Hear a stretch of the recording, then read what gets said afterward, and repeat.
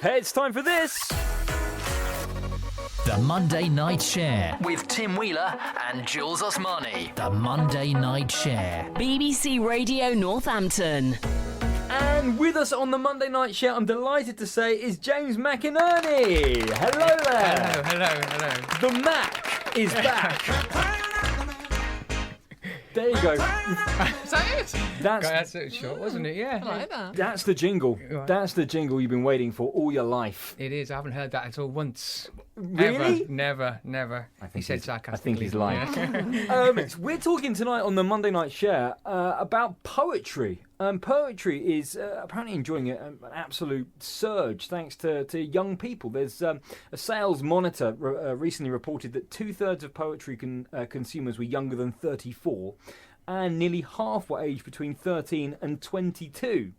And there is this sense, James, that poetry, when you consider also things like Instagram poets and people showing poetry on social media, it feels like we're getting like a real surge in this country and probably around the world of people caring about poetry and writing poetry. You've been doing it for Too long. some Don't years. say. No, I'm not going to say how long. You've been doing it for some years now. Yes, since WAP. And it must be exciting for you to see that surge. Yeah, I mean, it's because it's gone back into the GCSEs, basically, and they've brought it back into schools.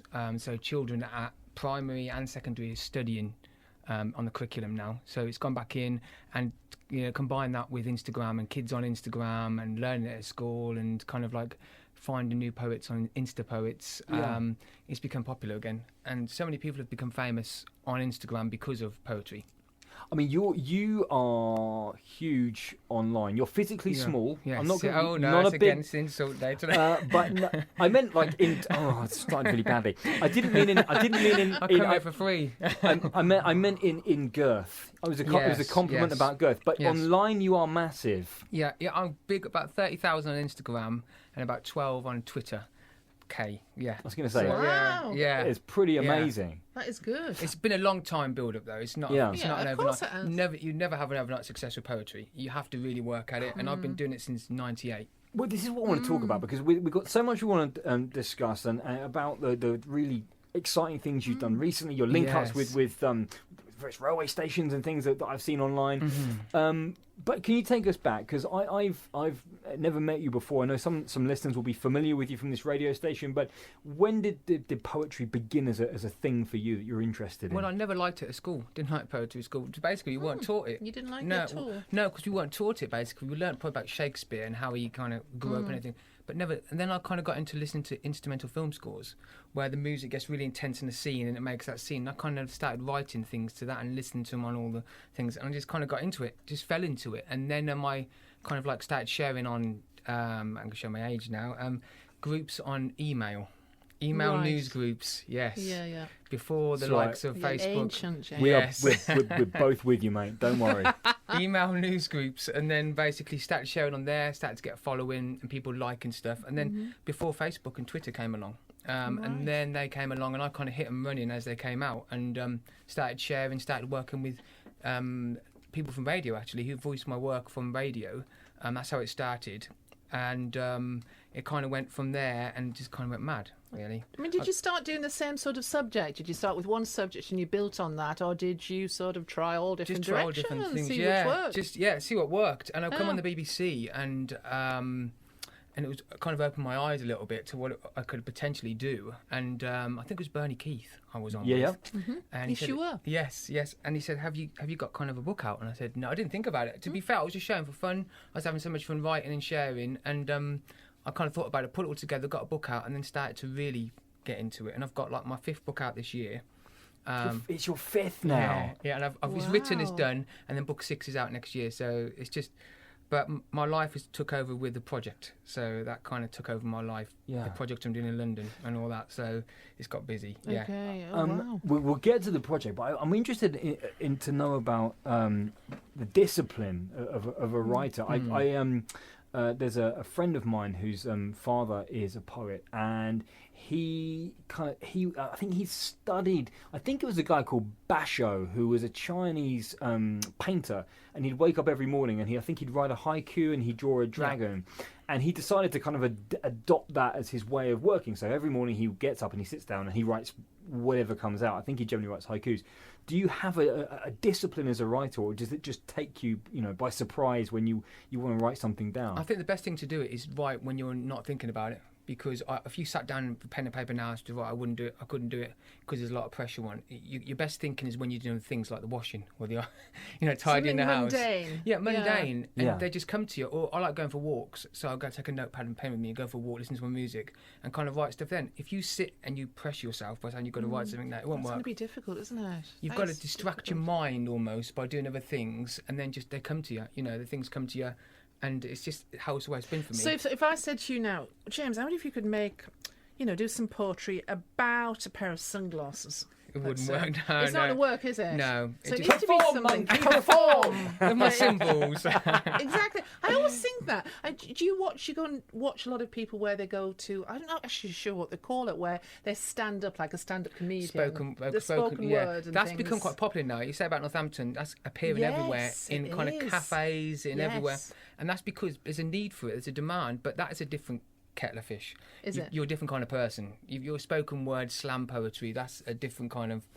I like poetry, but I wouldn't have the confidence of getting on stage and performing.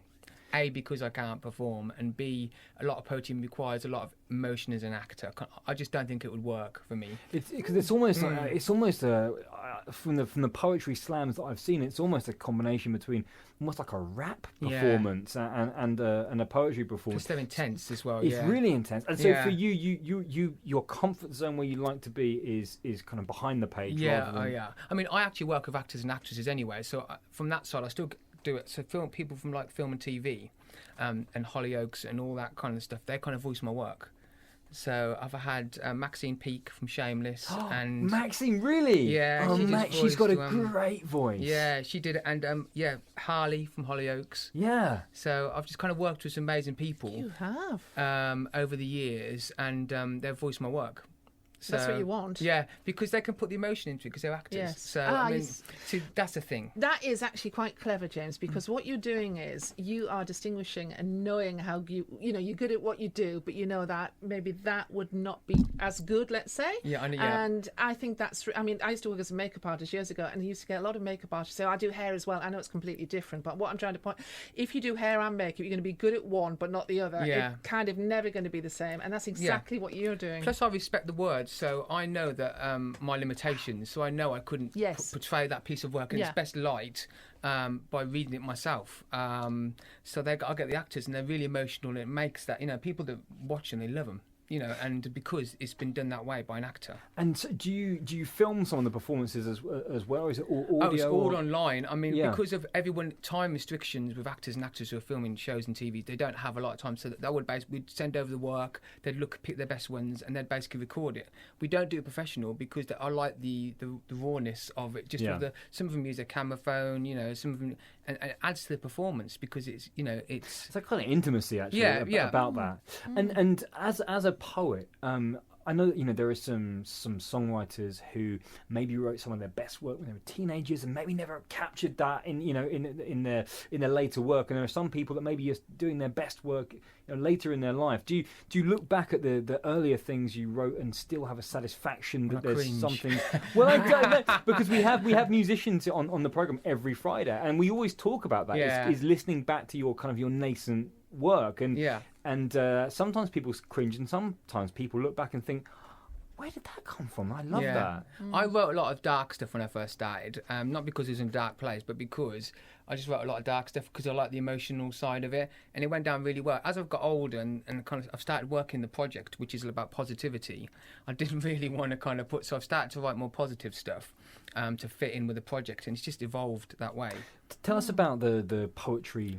Well, I started the Project. actual project, which is to get poetry in public, in places you wouldn't normally see it. And I started that at Christmas. I didn't think anything of it, went to London, kind of saw the underground boards, the boards, they handwrite everything on, and I thought, wonder if it'd be nice to have poetry on there. Yeah.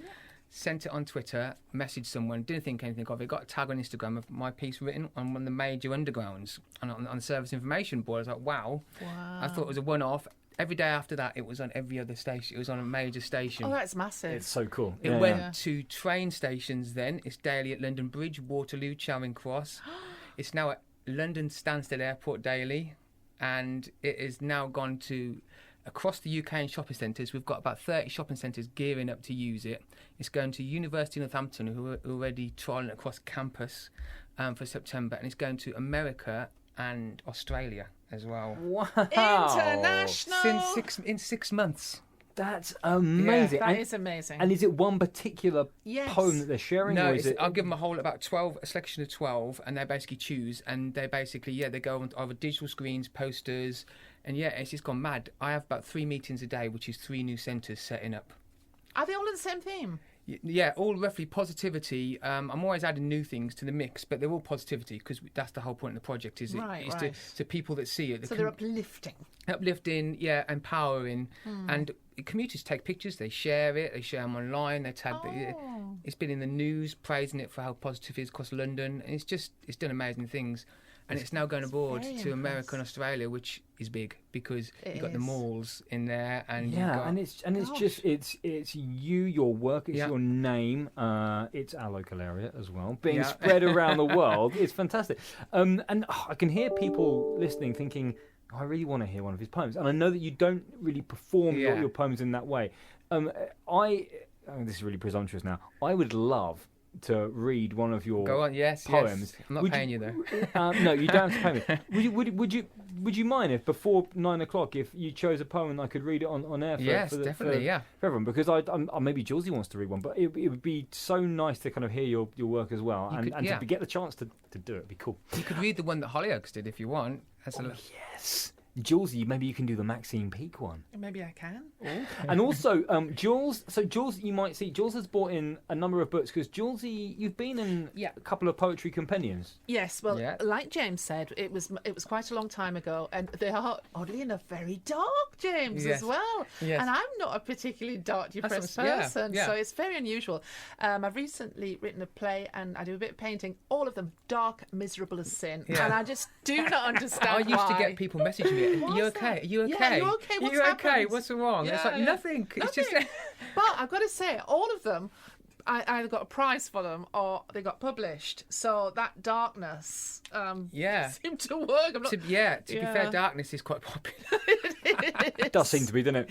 It's because people can relate to it. Because if you're depressed or you're sad, you don't want to read something happy. You want to read something that actually you can relate to, that you're going through. Yeah. So if you can read something that you're going through, then you're not alone. Yeah. And if you're not alone, then it's manageable.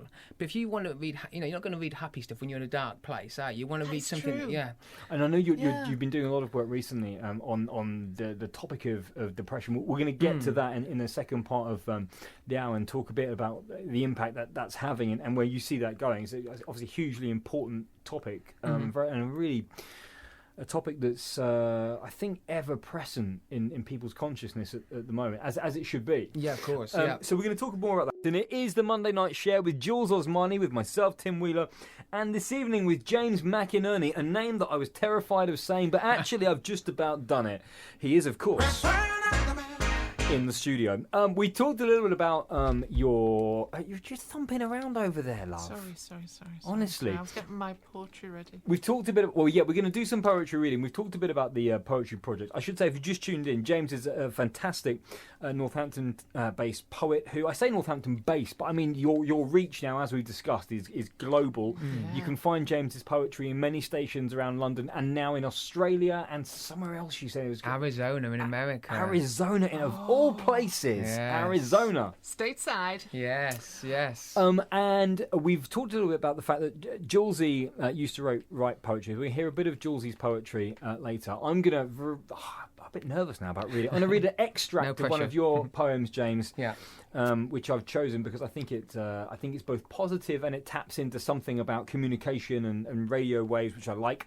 But also we need to talk about the recent work you've been doing in relation to poetry and mental health, which is something you've become particularly interested in. Can you kind of talk to us a bit about where that began and kind of where you see it going as well? I think poetry relates really well to mental health because it is like reading someone's diary. And the thing with mental health is people feel things, yet they can't express them. And if they see someone else expressing them how they feel, it means they're not alone in how they're feeling. And even if it's depressing poetry, that's fine, because it kind of is how they're feeling at the time. They probably don't want to go and read something happy because their mindset is that they're kind of depressed, and kind of poetry works with that, really, I think, in that kind of vein. And so do you think that not only reading other people's poetry that people like, but also if we encourage more people to express themselves poetically, that can be a help as well? It's the best outlet, I think, because people have got all that heavy, that daily heavy they don't know how to get rid of, and it builds up and builds up. And people come to me and they'll message me, I love your poetry and I want to have a go at writing, but I'm not confident enough. And it's like, well, you should just write and just share it, because it's healing. People that write some great stuff that I've read, via DMs, and it's great, and they're too scared to share it. And I just think you should share this, you should, but they're scared of the trolls. Oh, they are. Yeah, unfortunately, in life, fear prevents so much. Yeah, I know it does. And such a shame. And it's such a great outlet. The second you put that out, and I know people that have gone through it and done it, and they feel great. Some of them have got a book out now, and they're so happy they've done it and took that leap of faith and kind of put it online. And it's healing. The process in itself is healing, let alone writing the poetry, the actual process of putting it out there and putting yourself out there and being confident. That's very true. So it's a win-win-win. I was going to say, it's win-win whichever way you look at it. Yeah, it is. Yeah. And I guess one of the issues for some people could be that if you're not someone who naturally writes and expresses themselves in a way that you think is particularly clear or compelling for someone else, I guess it can be difficult to know what constitutes a poem and what constitutes a line of verse, and does it have to rhyme, and does it have to have some kind of beat to it, or can it just be what feels real to you? And I guess what that's different for different people. I think now I've been through the whole evolution of poetry from the ways with stanzas and everything else, and it's evolved so much to prose, basically. Poetry has become prose. Even the top poets now are kind of writing prose, and there's no real boundaries. And what do you mean by prose as well? For someone, it doesn't kind of like a book, like reading a storybook. Basically, it is your feelings, is how you feel, and that's the kind of way I've started to write now, prose, because I felt like I was constricted by, it had to be a certain length, had to be a certain lines, and it is constricted. You put obstacles in the way when you're writing, it turns you off as a writer. Your creativity's gone.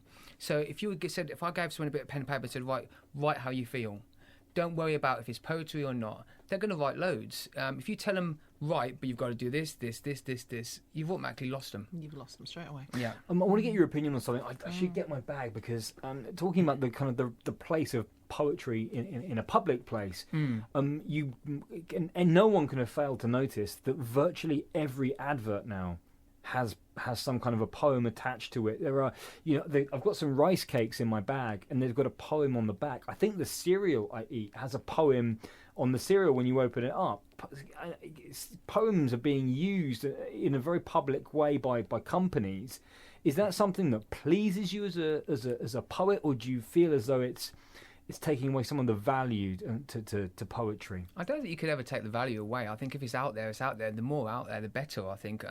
Poetry's had a revival. So, I mean, obviously with that, the Building Society adverts as well, with poetry. It's everywhere now. That's a good thing. It means that it's more socially acceptable. So the people that thought poetry was people with frilly collars, they see other people doing it, and it's more socially acceptable now. And if it's socially acceptable, then they're going to have a go themselves. Yes. And the more people having a go themselves, that confidence, is going to go up, and they're going to start expressing how they feel. They're not going to bottle it up. Hopefully, mental health issues don't continue to rise, and this is an outlet for them, really. It's a fantastic outlet. Yeah. So, Jules, have you chosen a poem you're going to read, Jules? Yeah. Have you? Yeah.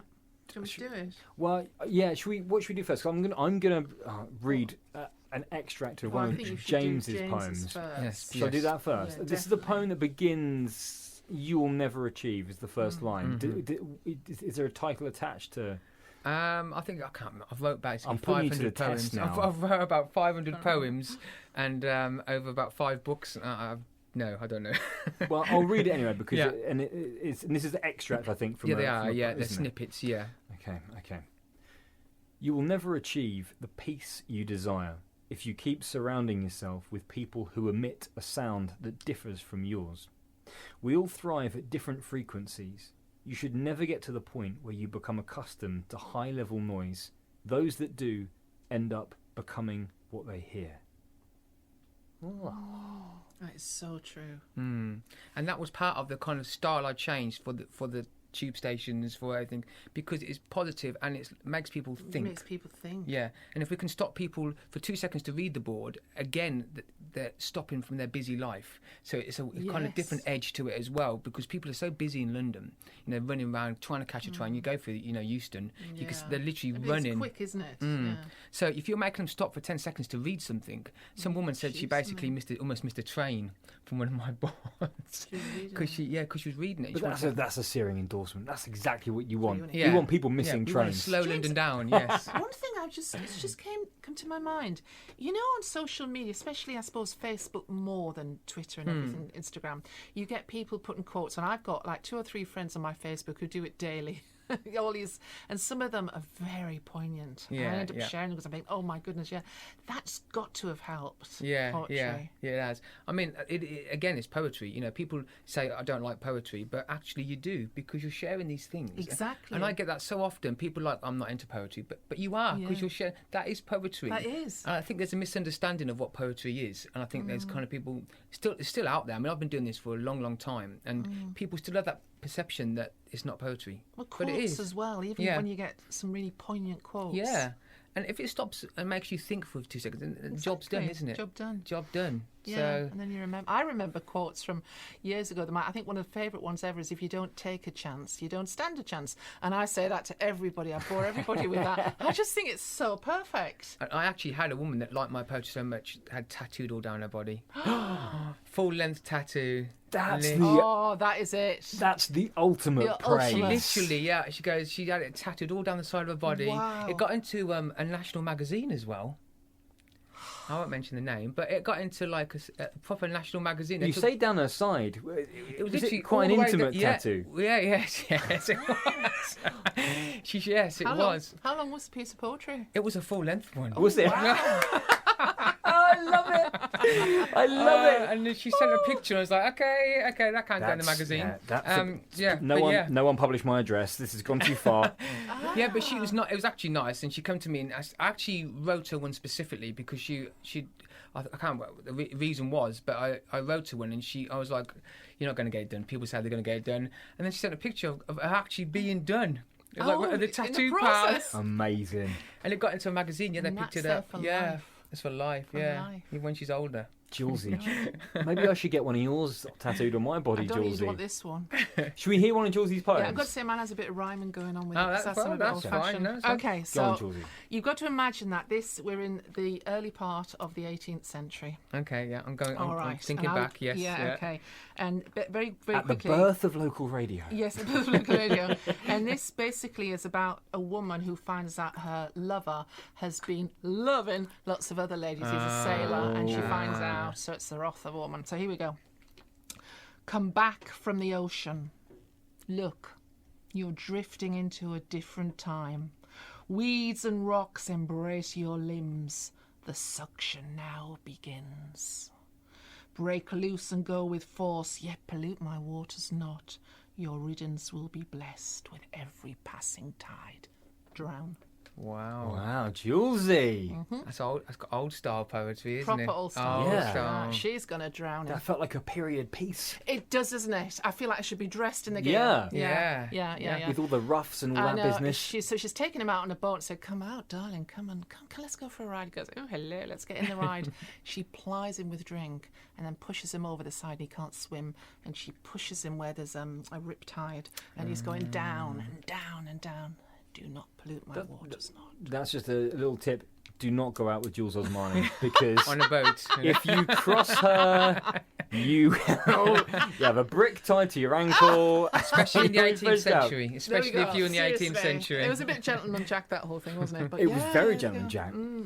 I said I was going to share a poem from my family. I this is slightly selfish of me to do this, but my mum is a poet. She retired from teaching, and she always wrote. And she joined a poetry group, and now they publish books. And I don't think she would have let me read it on the radio.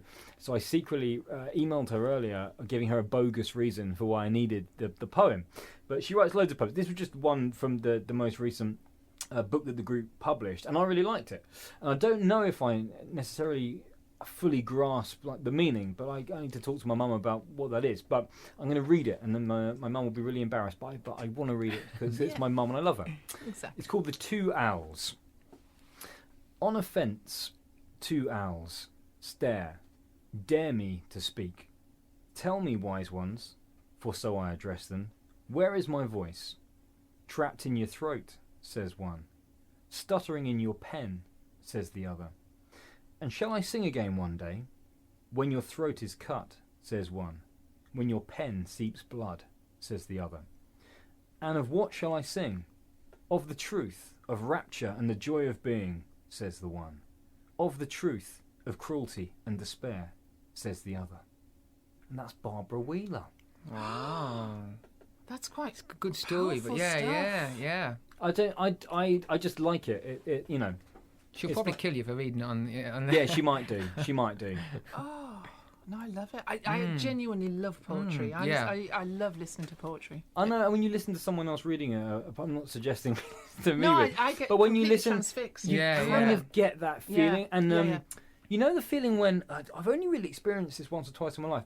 For some reason, my gran, when she used to talk to me as a kid, had one of those voices where all the hairs on your arm just go up and you're kind of transfixed. I think it is I think it's now called ASMR, isn't it? Oh, the dual microphones. Yeah, when you hear people talking and it kind of whispering. gives you that feeling. But poetry does that for me. When you hear someone reading a poem, it gives you that But that it feeling. also, it can really upset me. I wouldn't say I'm a particularly emotional person. Day to day, but there's one poem, and it's a really old poem, and it's called "The Irish Emigrant" by Lady Dufferin, and I wouldn't be able to tell you it, even though it is my favourite poem ever, and it's just about somebody coming to the UK, England, 17th century or something like that, and he has to say goodbye to his wife in a grave, and he's just saying goodbye to her. Oh, just don't get me started with that. But some of them really I find very powerful, much more than I have to say music. Yeah. My wife keeps... she's going to kill me as well now. My wife keeps a poetry book in the upstairs toilet that I often find ajar. But yet she's been buying poetry books for years, and she buys them as presents for people, and she receives them as presents, and they are always. I have to get one of yours. Yeah, it's a personal gift to give to a friend, isn't it? If you give them a book of poetry, it's really intimate in that kind of sense, because you're saying, it's not like it's from the heart, isn't it? Really.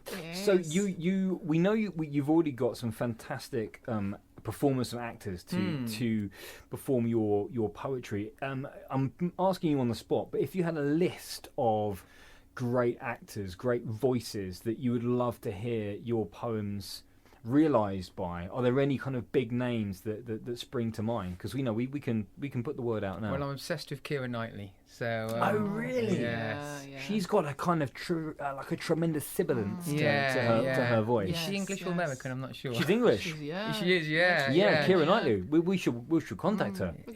That would be. We'll tweet her. That'd be nice. Oh yeah, she's got a lovely voice actually. Yeah. What about any? I just couldn't work out whether it was you just wanted to look at Keira That's a personal project. That's a different. Keira Knightley's thinking, no, don't put me in touch. Don't put me in touch. Voices. What is that actor called now? The one he's in usually all the films like not Four Weddings and a Funeral. What's that other one with Hugh Grant? Alan Rickman. No. What is his name? He's nothing to look at. He's quite old. Colin Firth. Old bloke, ugly. Keep going. Smooth voice. Reg is saying, is it Bill Nye? Yes. Yes, Bill Nye. There you go, Bill Nye. Nothing to look at. Yeah. How did you get it? Well, he's not like regular gorgeous, but he's got a great voice. Yeah. I tell you who else has got a really good voice. Geoffrey Cox, the politician. Who's it, Reggie? Who's Geoffrey Cox? He's the chap from Jeffrey Cox is Barbossa, isn't he, from Pirates of the Caribbean? No, he's a politician. Oh, I'm thinking of Jeffrey Rush. Jeffrey Rush. Well, he's also got a good voice.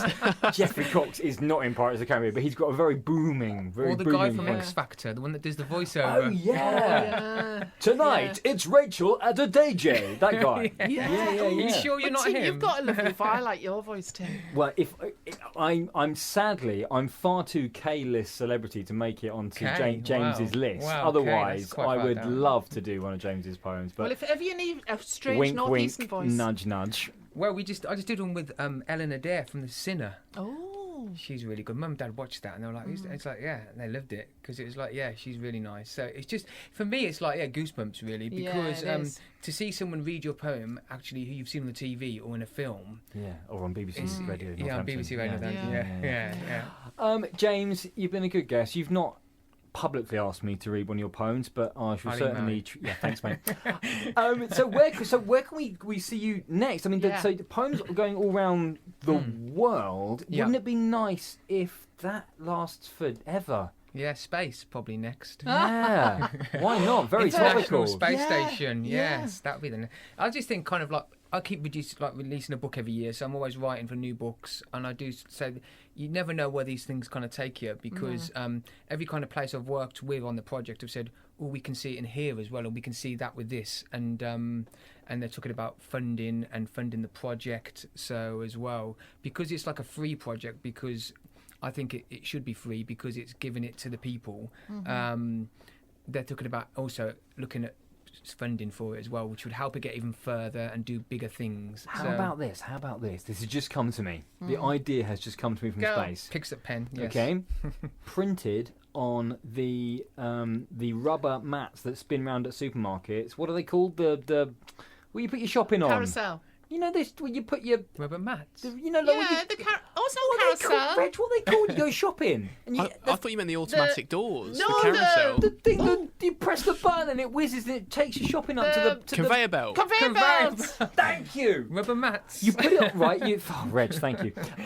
You put the poems on the conveyor belt, okay, and so it regulates the speed of the shopping because instead of just chucking your stuff on next to the person in front, you hold back and you stop and you read the poem and then you start putting your stuff on. Yeah, I'm going to write that down. I thought you were going to say put it on the back of the International Space Station, like will you marry instead me, of a Joe, conveyor or belt. something. Yeah, he went for a conveyor belt. We went in space. In space. We were still in space. Yeah, that's my ambition.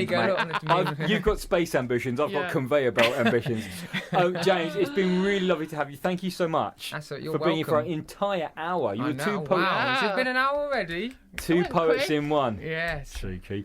Where can we find you online? Because I want people to come and find your poems. Basically, Instagram and Twitter are the two places. And I'm Mills, MILLS, MC07, which is a take on my favourite film, which is Seven, Detective Mills from Seven. I was discussing Seven during the week. We were talking about how it's probably one of the better horror films of the last 10 years. Yeah, so I've got, it's my favourite film of all time. Is it really? Yes. Seven. That's where the Mills 07 comes from. It's not one for Christmas morning, is it? But no, any kind of morning.